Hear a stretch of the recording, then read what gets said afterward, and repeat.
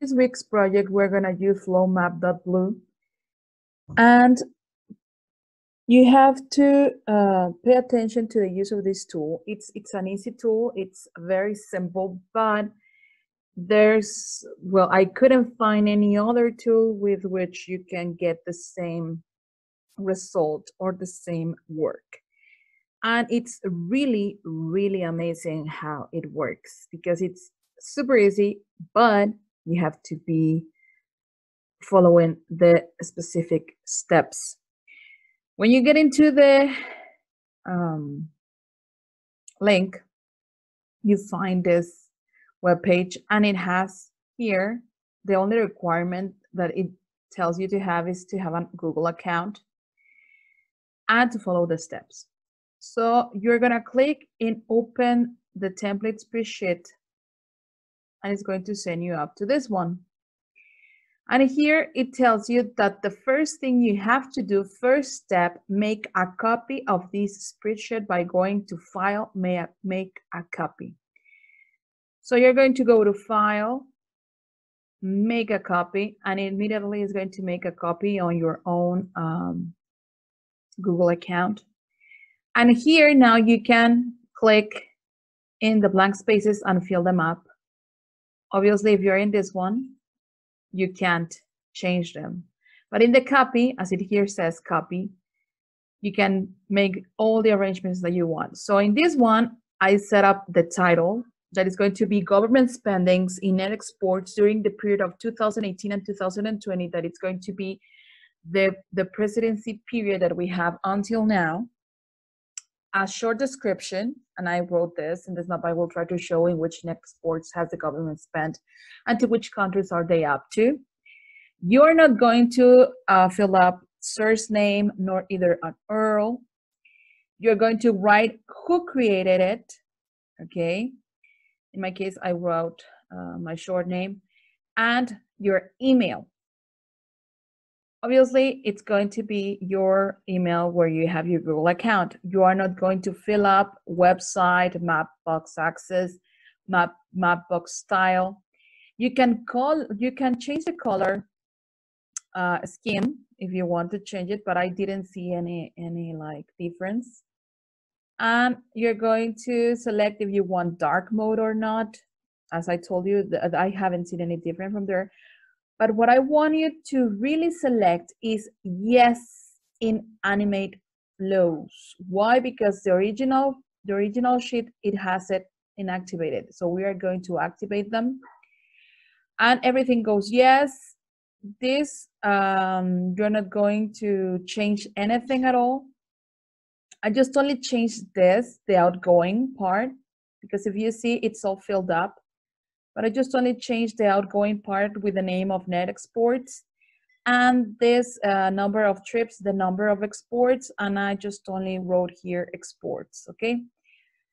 Then I change here to locations and I wrote Mexico, United States, and Spain.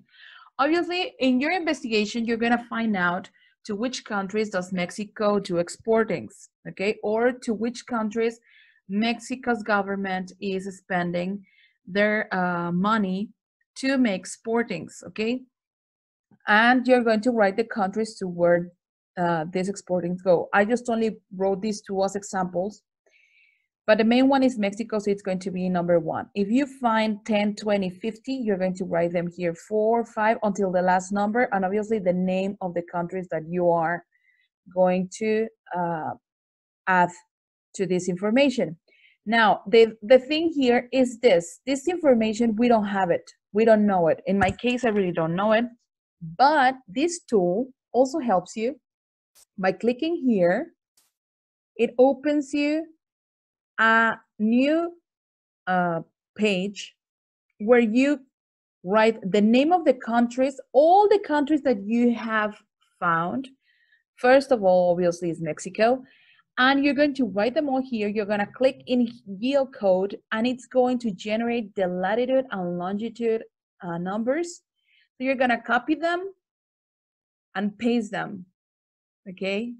You just only have to copy them and paste them. That's the only thing you have to do to all the countries that you are using. In my case, I'm just only using Mexico, the first one, because it's the one that we're describing, and other two as examples. When you finish filling up this, you're going to go to the next, and you're going to click in flows. And the origin is going to be always Mexico because we are seeing exportings, okay? It's going to be always Mexico, and it goes to United States, and it goes to Spain. And I just only wrote here count, like how many times it gets out. In this case, you're going to write the amount of money that the government spends in these exportings. When you finish doing this, you are going to follow, okay, to follow this step, that is the number 4 step. You're going to click in the share button.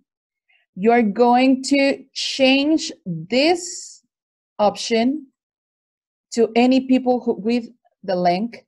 You're going to copy this link. You're going to go back to Flow Map Blue.